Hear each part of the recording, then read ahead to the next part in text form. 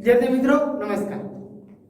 Shri SN विद्यालय द्वारा संचालित ई लर्निंग प्रोग्राम में हूँ आप सब विद्यार्थी मित्रों हार्दिक स्वागत करूँ छूं।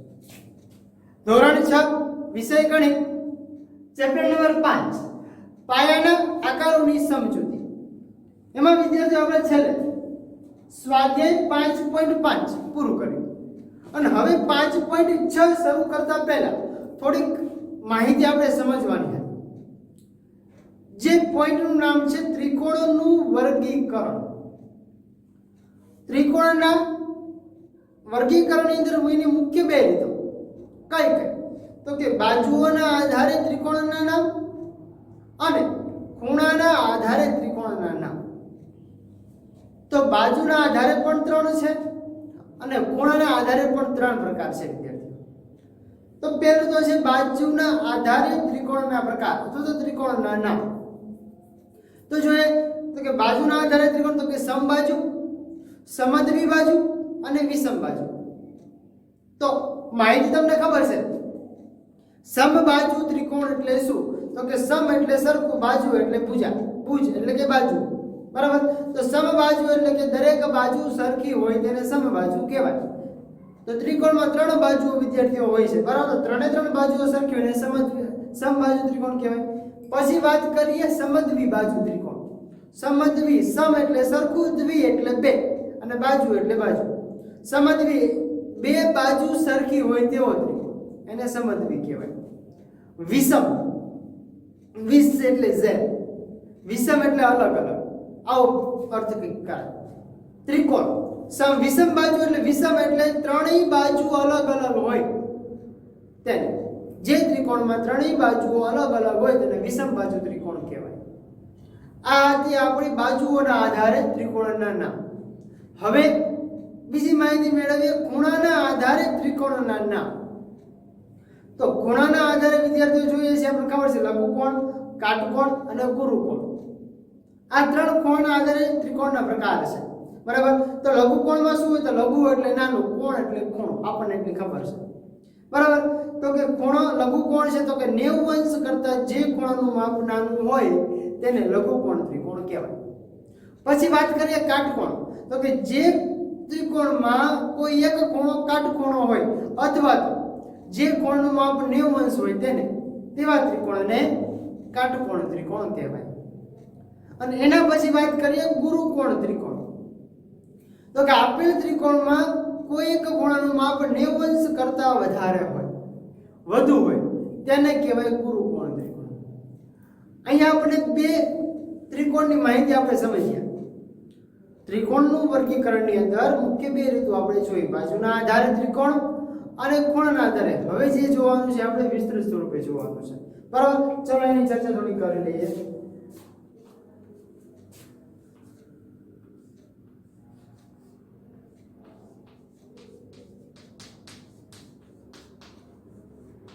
त्रिकोणનું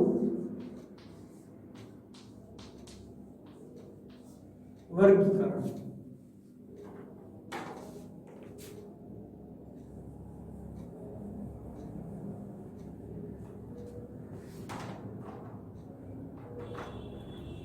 હવે શરૂઆત કરીએ ત્રિકોણના વર્ગીકરણની અંદર કેટલી તો કે ત્રિકોણના વર્ગીકરણની અંદર એની બે રીતો પાડવામાં આવે છે જે આપણને બધાને ખબર છે बराबर के बे रीतोने मुख्य कई कई छे तो लखी शकाय कि त्रिकोणनु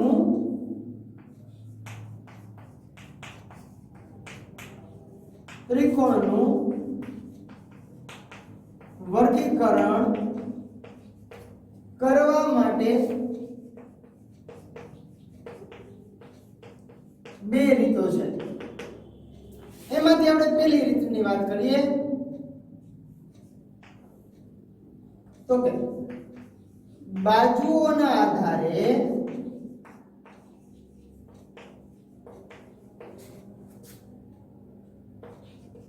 त्रिकोणना प्रकार अथवा तो त्रिकोणना नाम। અને બીજી એક વાત કરીએ તો કે ખૂણાઓના આધારે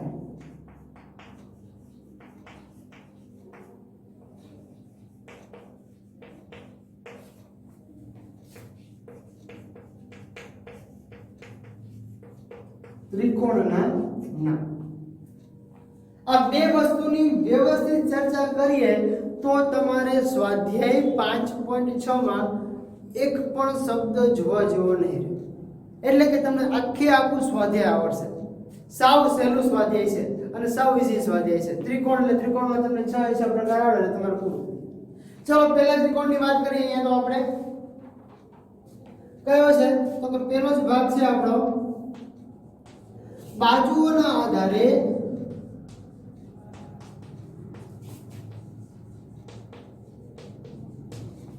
ત્રિકોણના નામ. તો એમાં જ વિદ્યાર્થીઓ આપણે પહેલો જ ત્રિકોણની વાત કરીએ છીએ.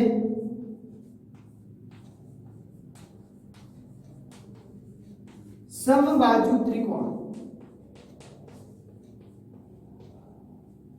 સમબાજુ ત્રિકોણ આપણે જે સમજવો છે મેં તમને પેલા બોલીને સમજાવ્યું કે જે ત્રિકોણની ત્રણેય બાજુઓ સરખી હોય તેને તો લખી શકાય જે ત્રિકોણમાં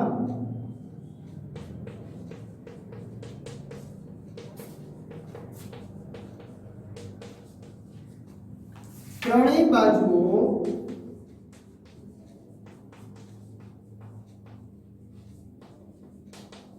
સરખી હોય તેને સમબાજુ ત્રિકોણ કહે છે.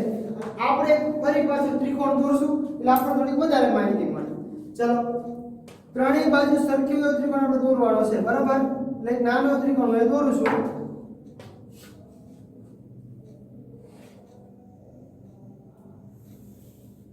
હું અહીંયા ત્રણેય બાજુના માપ સરખા આપીશ. તમે સ્કેલથી દોરશો તમને ચલો ત્રિકોણની ત્રણેય બાજુના માપ આપું છું. અહીંયા હું A B અને C નામ આપ્યા છે. ત્રણ બાજુનું માપ છે અહીંયા 3 સેમી, અહીંયા 3 સેમી અને પાયો પણ 3 સેમી. જો સમબાજુ ત્રિકોણ મેં તમને કીધું તો સમબાજુ ત્રિકોણની અંદર વિદ્યાર્થીઓ ત્રણ બાજુ સરખી છે. જે ત્રિકોણમાં ત્રણેય બાજુઓ સરખી હોય તેને સમબાજુ ત્રિકોણ કહેવાય. તો ત્રણ બાજુ આપણી સરખી છે બરાબર. હવે સમબાજુ ત્રિકોણ પછી વાત કરીએ આપણે બીજી.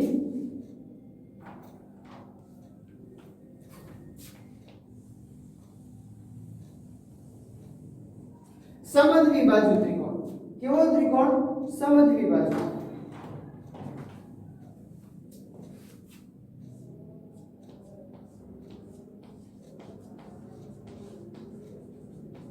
સમદ્વિબાજુ ત્રિકોણ.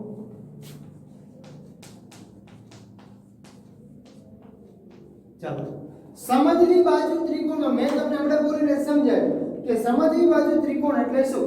તો કે જે ત્રિકોણમાં બે બાજુઓ સરખી હોય તેને સમદ્વિબાજુ ત્રિકોણ કહેવાય. તો લખી શકાય જે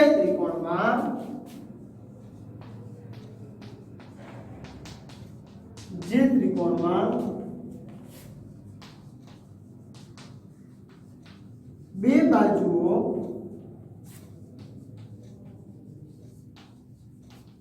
સરખી હોય તેને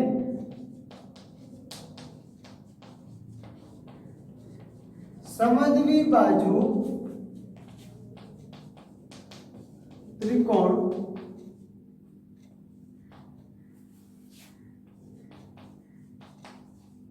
કહે છે. જે ત્રિકોણમાં બે બાજુઓ સરખી હોય અથવા તો બે બાજુઓના માપ સરખા હોય તેને શું કહેવાય? સમદ્વિબાજુ ત્રિકોણ કહે છે. આપણે પાછું એક કદું ત્રિકોણ દોરીએ એવું.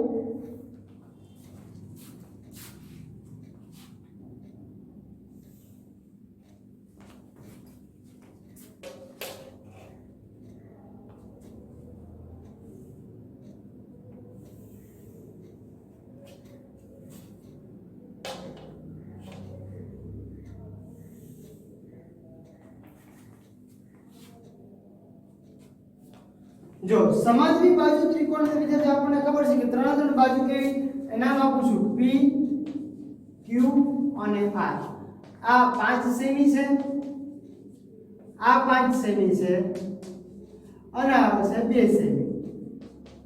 જો કોઈ પણ બે બાજુઓ સરખી હોય, અહીંયા આપણી ત્રણ બાજુઓ સરખી હતી, જોઈ લો છે ત્રણ બાજુઓ સરખી એટલે સમબાજુ કીધું. અહીંયા આપણે ખાલી બે જ બાજુ સરખી છે એટલે સમદ્વિબાજુ કહીશું. અને હવે વાત કરીએ એવા ત્રિકોણની જે વિષમ બાજુ ત્રિકોણ છે. બરાબર, વિષમ બાજુ એટલે મેં તમને સમજાવ્યું કે વિષમ બાજુ ત્રિકોણ કોને કહેવાય, તો કે જે ત્રિકોણની ત્રણેય બાજુઓ અલગ અલગ હોય. તો લખી શકાય પાછું વિષમ બાજુ ત્રિકોણ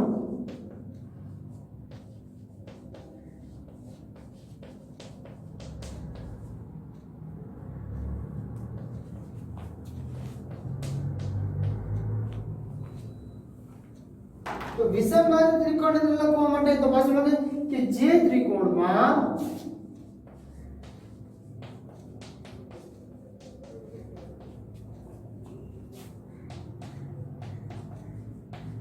ત્રણેય બાજુઓ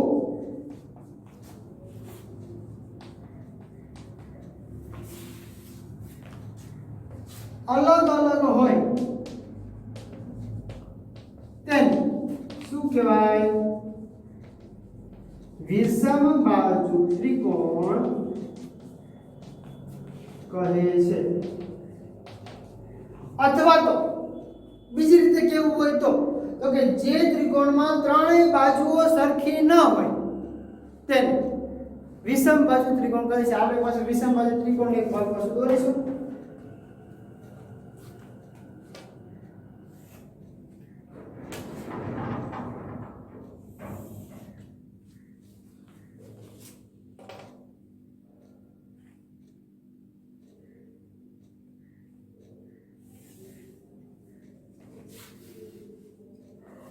અહીંયા હું ત્રણ બાજુ અલગ અલગ દર્શાવું છું. આ નામ આપું છું x y z. આ અલગ છે, આ અલગ છે ને આ અલગ છે. આ આપું છું 3 સેમી, આ 4 સેમી અને અહીંયા આપું છું 5 સેમી. જો ત્રણ બાજુ આપણી અલગ અલગ છે, એના આધારે જ આપણને ખબર પડે. આ ભાગ તમારો હતો બાજુઓના આધારે ત્રિકોણના નામ. શેની વાત હતી? બાજુઓના આધારે ત્રિકોણના નામ. જો ધ્યાનથી જે એકવાર ફરી પાછળ સમજી લો, ત્રિકોણના વર્ગીકરણની અંદર એની બે રીતોના આધારે થાય છે. બરાબર, પહેલી રીત છે બાજુઓના આધારે ત્રિકોણના નામ અને બીજી વાત છે બાજુઓના આધારે અને પછી છે ખૂણાઓના આધારે. આપણે જેની ચર્ચા કરી અત્યારે તો કે બાજુઓના આધારે ત્રિકોણના નામની ચર્ચા કરી. બરાબર, તો કે બાજુઓના આધારે તો કે સમબાજુ, સમદ્વિબાજુ અને વિષમ બાજુ. તો ત્રણેય આપણને ખબર પડી ગઈ. સમબાજુ કોને કહેવાય? તો સમબાજુ એને કહેવાય કે જેની ત્રણેય બાજુઓ સરખી હોય એને સમબાજુ ત્રિકોણ કહેવાય. સમદ્વિબાજુ તો કે સમદ્વિબાજુ કોને કહેવાય? તો કે જે ત્રિકોણની બે બાજુઓના માપ સરખા હોય તેને સમદ્વિબાજુ ત્રિકોણ કહેવાય. અને વિષમ બાજુ તો કે જે ત્રિકોણમાં ત્રણેય બાજુઓના માપ અલગ અલગ હોય અથવા તો ત્રણેય બાજુઓ સરખી ન હોય તેને શું કહેવાય? તો કે તેને વિષમ બાજુ ત્રિકોણ કહેવાય. ત્રણ ત્રિકોણના મેં તમને નામ પણ આપ્યા, બાજુઓ પણ દર્શાવી. બરાબર, હવે આપણે જોવાનું છે ખૂણાઓને આધારે ત્રિકોણના નામ. બરાબર, ચલો બાજુઓના આધારે કમ્પ્લીટ. હવે જોઈએ ખૂણાઓના આધારે.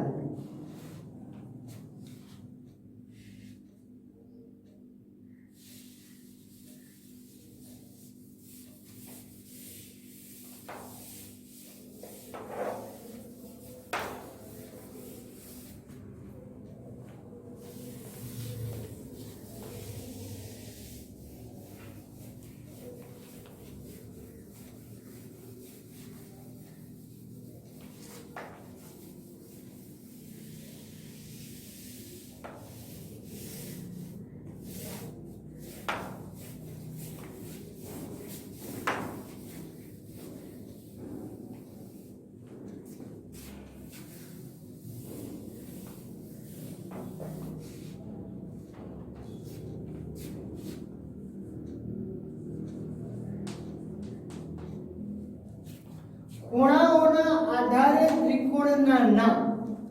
એમાં વિદ્યાર્થીઓ પહેલો ખૂણો આપણો છે લઘુકોણ. લઘુકોણ ત્રિકોણની વાત કરવી છે તો પહેલા આપણે હું અહીંયા લખીશ લઘુકોણ ત્રિકોણ.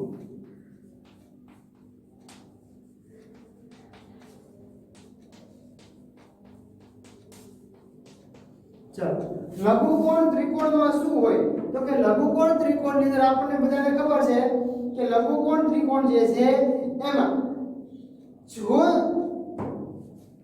જો ત્રિકોણના દરેક ખૂણા જો ત્રિકોણમાં દરેક ખૂણાનું માપ 90 અંશ કરતા નાનું હોય, સાદી ભાષામાં 90 અંશ કરતા નાનું હોય જે ત્રિકોણનું માપ, એને શું કહેવાય તો કે લઘુકોણ. તો લખી શકાય કે જો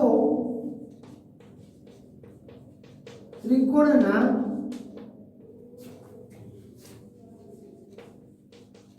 ખૂણાનું માપ 90 અંશ કરતા નાનું હોય તેને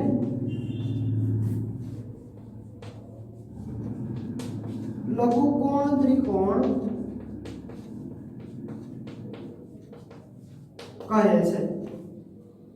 જે ત્રિકોણમાં દરેક ખૂણાનું માપ 90 અંશ કરતા નાનું હોય તેને લઘુકોણ ત્રિકોણ કહે છે. આપણે ત્રિકોણના ખૂણા તરીકે દર્શાવશું પાછું લાભ વધારે ખબર પડશે.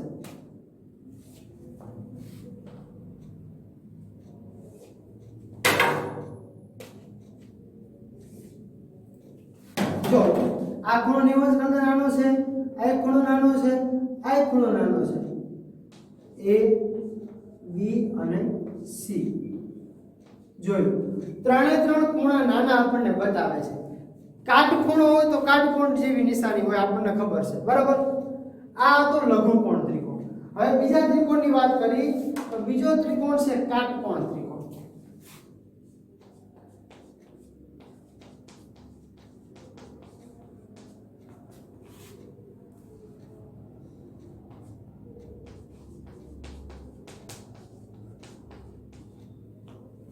ચલો, કાટકોણ ત્રિકોણ વિદ્યાર્થીઓ, તો કાટકોણ ત્રિકોણમાં શું તો કે જો ત્રિકોણના કોઈ એક ખૂણો, ત્રિકોણનો એક ખૂણો કાટખૂણો હોય અથવા તો 90 અંશ માપ હોય તો લખી શકાય કોઈ એક જો ત્રિકોણના જો ત્રિકોણનો કોઈ એક ખૂણો કેવો હોય કાટકોણ હોય. કાટકોણ એટલે કે 90 અંશ હોય,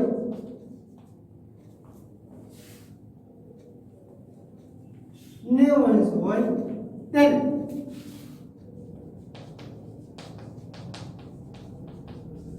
કાટકોણ ત્રિકોણ કહે છે. હવે કાટકોણ ત્રિકોણ આપણે સમજવો છે તો એની માટે પછી આકૃતિ એક દોરીશું.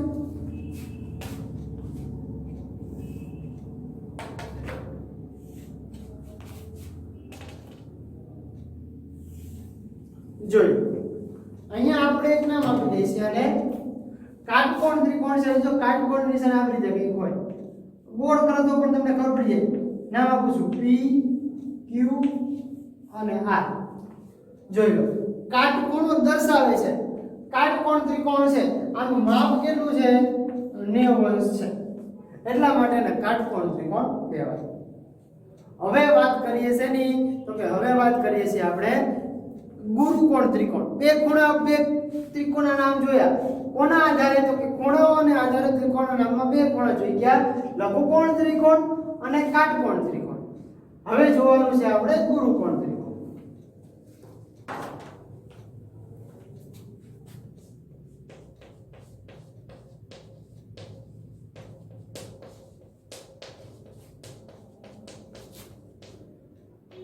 ચલો, ગુરુકોણ ત્રિકોણ એટલે શું તો કે જો ત્રિકોણના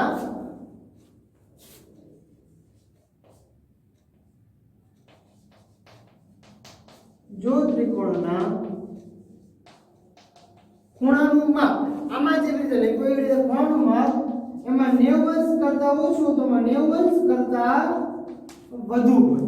કેવું હોય? 90 અંશ કરતા વધુ હોય તેને શું કહેવાય? ગુરુકોણ ત્રિકોણ કહે છે. ગુરુકોણ ત્રિકોણ તો આપણને ખબર પડી, પણ એના માટે એક આકૃતિ પાછી જરૂરી. ચલો આકૃતિ એક દોરી લઈએ એટલે ખ્યાલ આવી જાય તરત.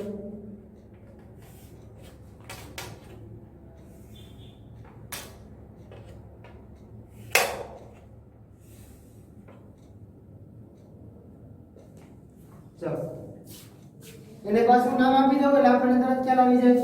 અહીંથી આ ખૂણો સીધો 90 અંશ કરતા વધારે આપણને દેખાય છે. x y અને z જોઈ લો. જે ખૂણાનું માપ 90 અંશ કરતા 90 અંશ હોય તો એ સીધું માપ હોય. આ 90 અંશ કરતા વધી જાય છે એટલે ગુરુકોણ ત્રિકોણ છે. ફરી પાછું એકવાર રિપીટ કરી લઈએ. બાજુઓના આધારે ત્રિકોણના નામ કયા કયા? તો કે બાજુના આધારે ત્રિકોણના નામ આપણે જોયા. સમબાજુ ત્રિકોણ, સમદ્વિબાજુ ત્રિકોણ અને વિષમબાજુ ત્રિકોણ. હવે ચર્ચા કરી ખૂણાઓને આધારે.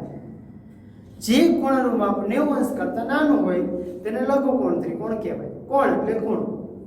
જે ખૂણાનું માપ 90 અંશ હોય એટલે કે કાટખૂણો હોય એને કાટકોણ ત્રિકોણ કહેવાય. અને ગુરુકોણ ત્રિકોણ તો કે જે કોણનું માપ 90 અંશ કરતા વધારે હોય તેને શું કહેવાય? તો તેને કહેવાય ગુરુકોણ ત્રિકોણ. અહીંયા આપણે કાટકોણ ત્રિકોણ, ગુરુકોણ અને લઘુકોણ ત્રણ જે ખૂણાના પ્રકાર છે, ત્રણ જે ત્રિકોણના પ્રકાર છે એ છે ખૂણાઓને આધારે. બરાબર? ફરી પાછું બાજુઓના આધારે તો 3 ત્રિકોણ: સમબાજુ, સમદ્વિબાજુ અને વિષમબાજુ. ખૂણાના આધારે પૂછે તો લઘુકોણ, કાટકોણ અને ગુરુકોણ. આ 3 પ્રકારના આધારે તમને આવડશે સ્વાધ્યાય 5.6. ચલો હવે ચર્ચા કરી સ્વાધ્યાય 5.6 તરફ. જો સ્વાધ્યાય 5.6 જોતા પહેલા સાવ સહેલું છે. સ્વાધ્યાય 5.6 નો પહેલો જ પ્રશ્ન વિદ્યાર્થીઓ તમને આપેલો છે. નીચે આપેલા ત્રિકોણના પ્રકારના નામ આપો. જો માપ આપેલું હોય તો બાજુના આધારે હોય, ખૂણો આપેલો હોય તો ખૂણાના આધારે હોય. બરાબર? ચલો પહેલા ચર્ચા કરીએ આપણે. 7 સેમી, 8 સેમી અને 9 સેમી બાજુઓના માપ ધરાવતો ત્રિકોણ. જો 3 બાજુઓ અલગ અલગ છે તો કયો ત્રિકોણ હોય? જે ત્રિકોણમાં ત્રણેય બાજુઓ અલગ અલગ હોય વિષમબાજુ ત્રિકોણ. તો પહેલામાં આવશે વિષમબાજુ. બીજો જો ત્રિકોણ ABC માં AB બરાબર 8.7 સેમી, BC બરાબર 7 સેમી, સોરી AC બરાબર 7 સેમી અને BC બરાબર 6 સેમી. આમાં પણ 3 બાજુઓ અલગ અલગ છે તો શું આવશે? તો તરત આપણને ખબર પડી જાય વિષમબાજુ હોય. એવી રીતે તમારા A B C D E અને F તમને મેં 2 તો કહી દીધા, પણ એના આધારે 2 પતી જાય પછી બીજા 4 એવા બાકી રહેશે. જો જે તમારે જે મેં તમને થિયરી સમજાવી છે ત્રિકોણનું વર્ગીકરણ, એના આધારે તમારી ઈચ્છા 4 બીજા પૂરા કરવાના છે. ખાલી તમારે નામ જ લખવાના છે. કાટકોણ છે, ગુરુકોણ છે, લઘુકોણ છે, સમબાજુ છે, વિષમબાજુ છે, સમદ્વિબાજુ છે. હવે તમને આવડવું જોઈએ. એના પછી વાત કરીએ આપણે પ્રશ્ન નંબર 2. નીચેના જોડકા જોડો. જો જોડકામાં તમને આપે છે ત્રિકોણના માપ અને એક બાજુ છે ત્રિકોણના પ્રકાર. તો પહેલું જ ત્રિકોણના માપમાં ત્રણેય બાજુઓના માપ સરખા હોય તો ખબર પડે કે ત્રણેય બાજુ કીધી છે, માપ સરખા આપ્યા છે. તો સમબાજુ ત્રિકોણ જો તો સમબાજુ ક્યાંય દેખાય છે તો કે જો ઈ નંબરનો ઓપ્શન છે ઈ, એમાં સમબાજુ લખેલું છે. તો એમાં તમને અલગ અલગ બધી જે બાજુ આપેલી છે એના આધારે તમને આખું આવડશે. એ 100% છે જે તમને આવડશે. બરાબર? પછી વાત કરીએ પ્રશ્ન નંબર 3. જો પ્રશ્ન નંબર 3 ની અંદર નીચે આપેલા ત્રિકોણોના નામ 2 જુદી જુદી રીતે દર્શાવો. જુદી જુદી રીતે એટલે આપણને માપે આપ્યા છે, ખૂણે આપ્યા છે. તો કે 2 રીતો આપણને કીધી, જુદી જુદી રીતે 2 રીતો વડે દર્શાવવાનું. બાજુના આધારે ખૂણાના આધારે. તો પહેલો ત્રિકોણ તમને જો આપ્યા છે, એક બાજુ 8 સેમી, એક બાજુ 5 સેમી અને એક બાજુ છે ત્રીજી બાજુ 5 સેમી છે. બે બાજુ સરખી છે એટલે ખબર પડે કે સમદ્વિ બાજુ છે. બરાબર, સમદ્વિ બાજુ છે અને આપણને એક ખૂણો જો વધારે મોટો ખૂણો આપેલો છે અને બે ખૂણા સરખા આપેલા છે. એ બે ખૂણા લઘુકોણ છે, તો લઘુકોણ ત્રિકોણ કેવો કહી શકાય. પણ આપણે સમદ્વિ બાજુ ત્રિકોણના આધારે જે ખૂણો મોટો આપ્યો છે એના આધારે આપણે ત્રિકોણનો પ્રકાર લખવાનો છે. એના પછીનો ત્રિકોણ જુઓ તો બીજો બી, 17 સેમી, 15 સેમી અને 8 સેમી. તો બાજુના આધારે આપણને ખબર પડે કે વિષમ બાજુ ત્રિકોણ છે. પણ જો કાટખૂણાની નિશાની આપેલી છે તો કયો ત્રિકોણ છે? તો કે કાટકોણ ત્રિકોણ કહેવાય. પછી સી જો, એમાં તમને એક જ ખૂણો ખાલી દર્શાવેલો છે જે 90 અંશ કરતા વધારે છે એટલે ત્રિકોણનું નામ આવશે ગુરુકોણ. પહેલા એની અંદર તમને બે લીટાવાળું આપેલું હતું, બે ખૂણા લઘુકોણ હતા, એટલા માટે લઘુકોણ કીધો હતો. અહીંયા આપણે એક જ ખૂણો આપેલો છે. જો કયો ખૂણો? જે સૌથી મોટો છે તે, એટલે આવશે ગુરુકોણ ત્રિકોણ. પણ બાજુના આધારે તો કે 7 સેમી 7 સેમી આપેલું છે જો, એટલે બે બાજુ સરખી આપી તો કે સમદ્વિ બાજુ ત્રિકોણ છે.